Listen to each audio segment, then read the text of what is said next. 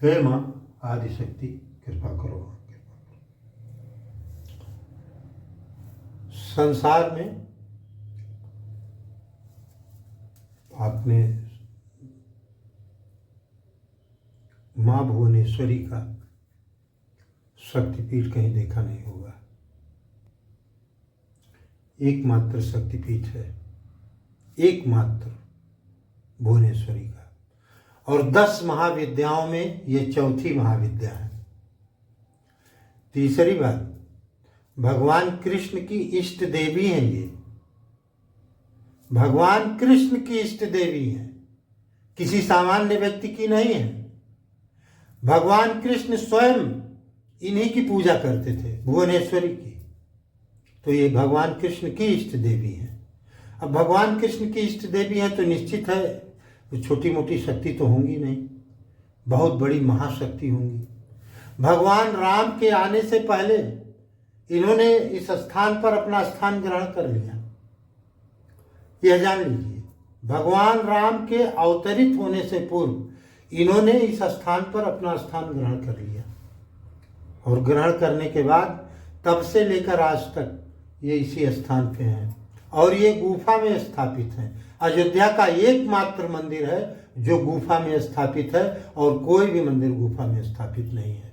और एक महत्वपूर्ण बात, अगर कोई व्यक्ति इनके दर्शन के बगैर राम जन्मभूमि जाता है या हनुमान जी जाता है या कहीं भी जाएगा, अगर इनके दरबार में उसकी हाजिरी नहीं लगी है तो उसका दर्शन खंडित होगा, पूर्ण नहीं होगा। मैंने 4 जगह बताई है, सरजू जी, भुवनेश्वरी, हनुमान जी, तब राम जी अंत में। तो ऐसे इस क्रम में अगर आप दर्शन नहीं करेंगे तो आपका दर्शन, इसमें से किसी को भी छोड़ देंगे तो आपका दर्शन खंडित होगा, आपका दर्शन पूर्ण नहीं होगा। इसलिए मेरा निवेदन है, जो भी लोग अयोध्या में हो या अयोध्या के बाहर से जो लोग आते हैं, वो पहले सरजू जी का दर्शन करें, फिर माँ भुवनेश्वरी का करें, और उसके बाद हनुमान जी का करें, फिर राम जी के दरबार में। उसका क्रम है, उसी क्रम से कीजिए। और ये केवल इसी अयोध्या तीर्थ की बात नहीं कर रहा हूँ, दुनिया में कहीं भी किसी भी तीर्थ स्थल पर जाइए आप, अगर जैसे आप जाते हैं वृंदावन जाइए और राधा जी का आप दर्शन न कीजिए, जाइए कृष्ण भगवान का दर्शन करके चले आइए। आप यमुना जी का दर्शन मत कीजिए, भगवान कृष्ण का दर्शन करके चले आइए, कोई फल नहीं है, कोई।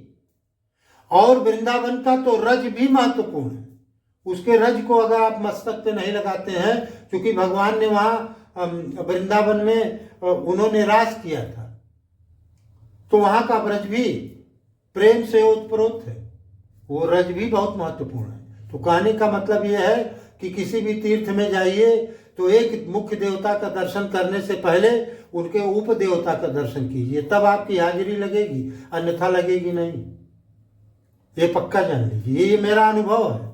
मैं कहीं भी जाता हूँ किसी भी शक्तिपीठ पे, तो मान लिया अगर शक्तिपीठ पे गया तो उनकी जो उप शक्तियाँ उनका भी दर्शन करता हूँ, पहले उनका दर्शन करता हूँ। जैसे महाकालेश्वर में गया तो पहले क्षिप्रा का दर्शन करूंगा, बिना क्षिप्रा के दर्शन के उनका मथवान सर पे लगाना, जल छिड़कना शरीर पर, और उसके बाद आचमन करना या स्नान करना, जो भी जैसा भी समय है किया, और उसके बाद तब महाकालेश्वर आया।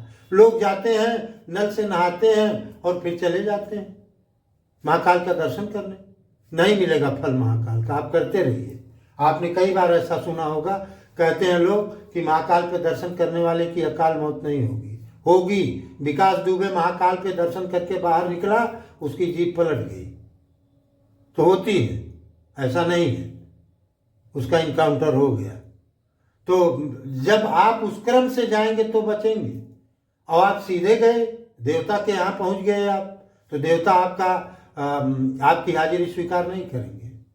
आप गलत सोच रहे हैं अगर सोच रहे हैं कि सीधे देवता हाजिरी स्वीकार ही नहीं करते हैं। पहले उनके उपशक्तियों से निवेदन कीजिए, हनुमान जी महाराज, भुवनेश्वरी माता, सरजू जी, सबसे निवेदन करके तब जाइए राम जी के दरबार में कि मैं आया हूँ दर्शन करने के लिए अपने घर से, मेरे जीवन में जो भी है माँ मुझे ऐसा आशीर्वाद दो कि प्रभु मेरी हाजिरी स्वीकार करें। भुवनेश्वरी पीठ पे आइए, इनसे कहिए हे भगवती भुवनेश्वरी मुझे ऐसी कृपा करो कि मेरी हाजिरी भगवान स्वीकार करें। उसके बाद हनुमान जी के दरबार में जाइए, उनसे कहिए हे हनुमान जी महाराज मेरी हाजिरी प्रभु स्वीकार करें, मेरी अर्जी स्वीकार हो, आपसे निवेदन करने आया हूँ। जब इन 3 जगहों पर आप कहेंगे तब अर्जी वहाँ स्वीकार होती है। डायरेक्ट आपकी हमारी हमारा आपका इतनी पहुँच नहीं है या इतनी क्षमता नहीं है कि सीधे देवता हमारी तरफ दृष्टि कर दें। इनसे मिलते हुए जाइए, इनके चरणों में प्रणाम करते हुए जाइए, तब जा कर के वहाँ स्वीकार होगा। राम जी तो कहते हैं जो मेरे भक्त को नहीं प्रेम करेगा या उनको आदर नहीं करेगा मैं उसको स्वीकार नहीं करता हूँ। तो इनके भक्त हैं ये, उनको आप आदर नहीं देंगे, आप सोचेंगे राम जी हमारा स्वीकार कर लेंगे, असंभव है। और राम जी के दर्शन से पहले ये तीनों दर्शन करके तब जाइए राम जी के दरबार में। बस ये मेरा आपसे निवेदन है, ऐसा करेंगे तो आपको अयोध्या आने का या किसी भी तीर्थ में जाने का फल मिलेगा। अन्यथा आप ऐसे जाइए, घूम टहल के पिकनिक मनाइए, घर चले जाइए, कोई मतलब नहीं है उसका। जय भगवती भुवनेश्वरी, जय हनुमान जी महाराज, जय प्रभु श्री राम। आप सबका कल्याण हो, आप सब पर भगवान कृपा करें, इन्हें निवेदन करता हूँ परमात्मा से, परमात्मा आपका कल्याण करें।